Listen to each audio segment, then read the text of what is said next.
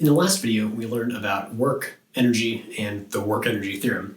And in this video, we're going to finish chapter 5 by learning about one more energy-related topic, and that is power.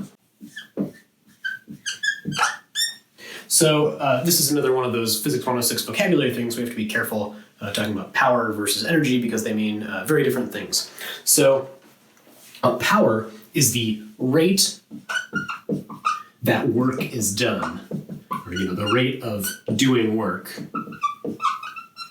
Or in general, outside of chapter 5, it is the rate of any movement of energy. So we can measure the power of an electrical system, we can measure the power of a mechanical system that's doing, mechanical work with forces.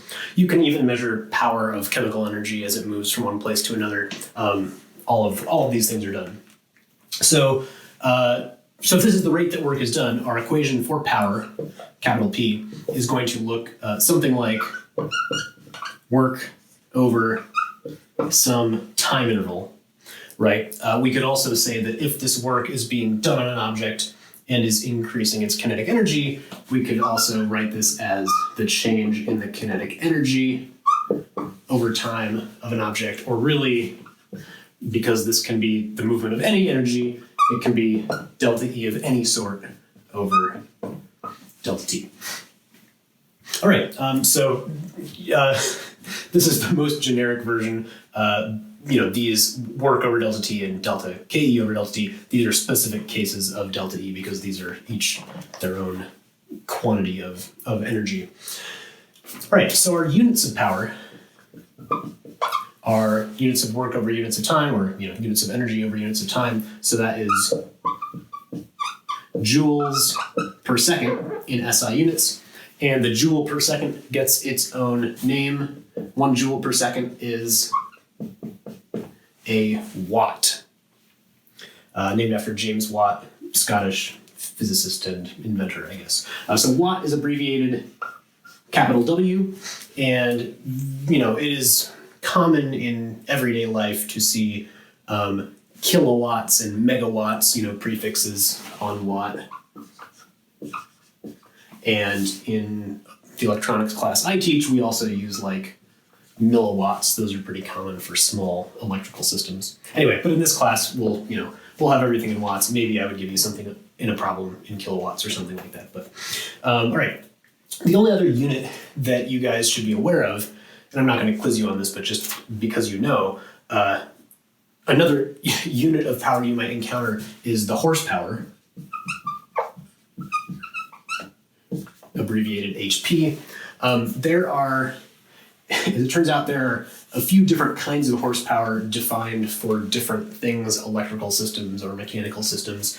But 1 horsepower, under the normal definition, is equal to 746 watts. So if you know the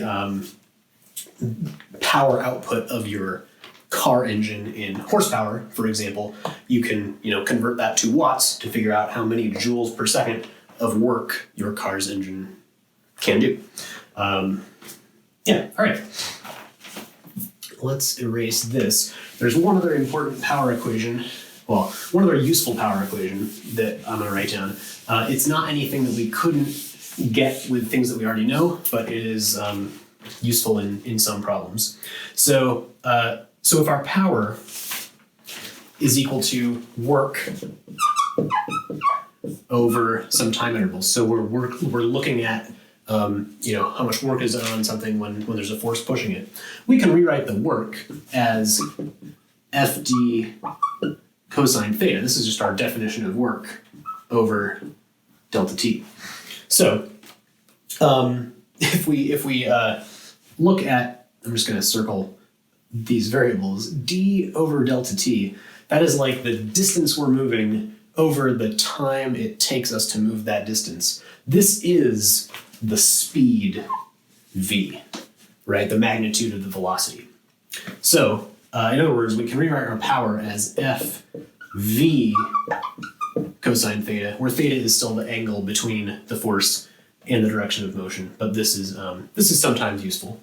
And again, this isn't anything we couldn't get by finding some amount of work and dividing by the amount of time. It's just, I don't know, it saves you one step and might be useful for thinking about in certain problems.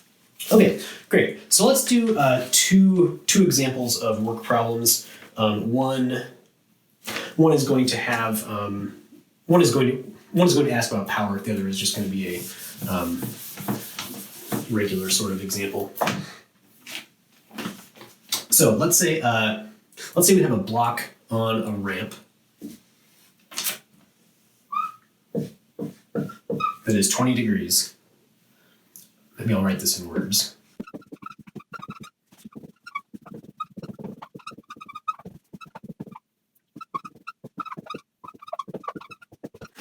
Okay, we have a 2 kilogram block on a 20-degree ramp with no friction.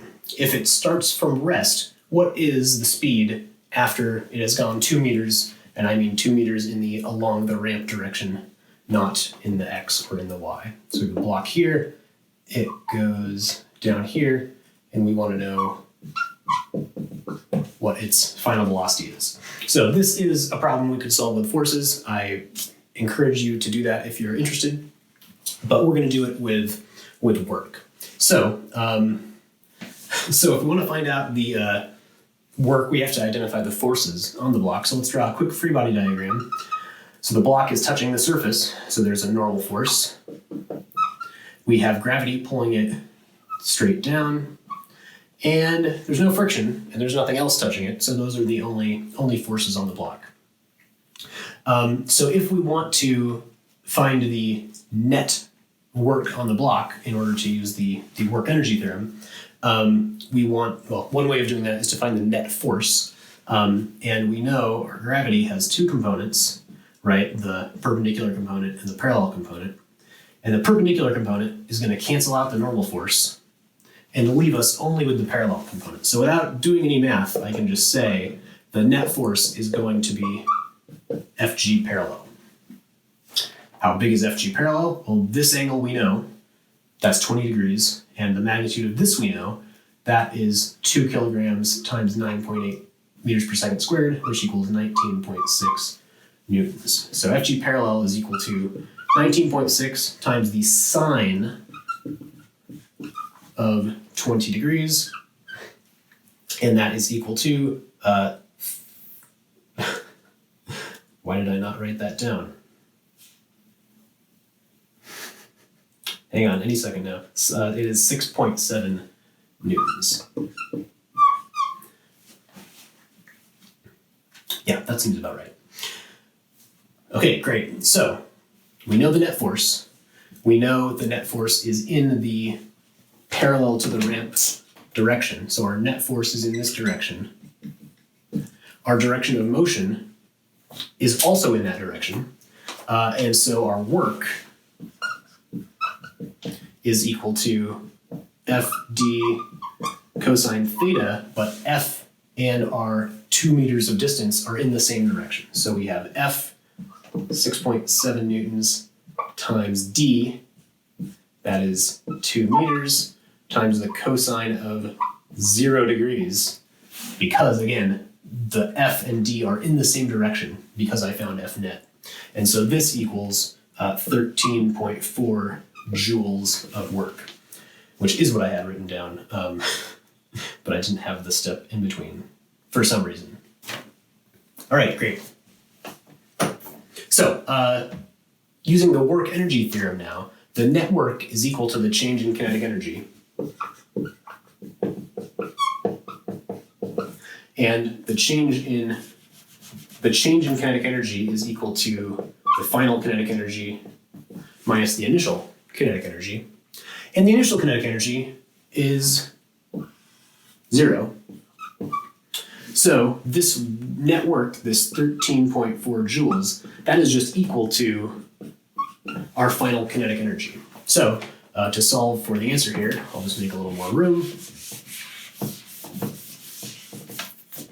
So our final kinetic energy is 1/2 m v final squared. So solving for v final, I get v final equals 2 times 13.4 divided by m, which is 2 kilograms also, and then square rooted. So I'm just solving this equation for V final. And the square root of 13.4 is 3.7. So that's 3.7 meters per second at the bottom of the ramp. All right, could we have found this a different way? Yes, one thing we could have done is found the net work by finding the work done by gravity and the work done by the normal force. The work done by the normal force is 0 because it's perpendicular to the direction we're going in, right? We're going this way, and that's a right angle. And the work done by gravity is going to be a little different trigonometry than this particular right triangle I've drawn here, but when you plug the numbers in, you're still going to get 13.4 joules of work. All right, so yeah. And again, we also could solve this with forces, but we won't. I will leave that to you if you're interested.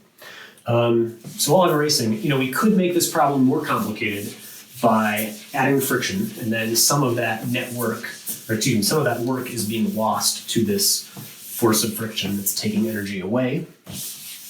We could also say, oh, the block doesn't start with a 0 velocity. It starts with, 2 meters per second of velocity, or we could say it starts with 8 joules of kinetic energy or something like that. Another thing we could do. Okay, here's a power problem. So let's say we have a block on a flat surface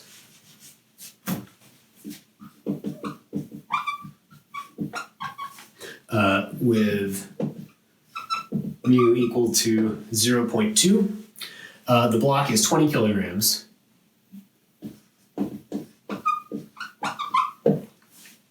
And we want to know the power required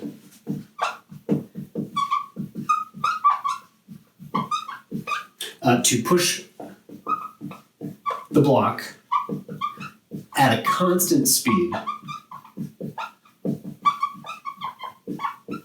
of 3 meters per second. So we'll draw a little picture. Here's our flat surface, mu equals 0.2. Here's our block. It has a velocity to the right, and we want to know the power required to push the block. Okay, so there are a couple ways of doing this problem, but either direction, we should probably start with a free body diagram. So forces on the block, this should be totally familiar now. We have gravity, we have normal force, we have friction, kinetic friction since it's moving, and we haven't drawn this on the picture, but we are pushing the block at a constant speed of 3 meters per second, so we need a force this way. If this force were not here, the block would just slow down and stop because of friction. So we have to have another force here. We'll call this force of the push since we're pushing it. Okay, so where do we go from here? Well, one other clue that we should notice is this has a constant speed. So if our block is moving at 3 meters per second and that velocity is not changing, then we know that these two forces have to add up to 0, right? In order for Vx to be constant, that means Ax is equal to 0, and that means the sum of the forces in the x direction are equal to 0 by Newton's second law. So what does this tell us? This tells us that we have to push exactly as hard as friction. Now, something interesting to notice here, this does not depend on how fast we are going. So how hard we have to push does not depend on how fast we are going.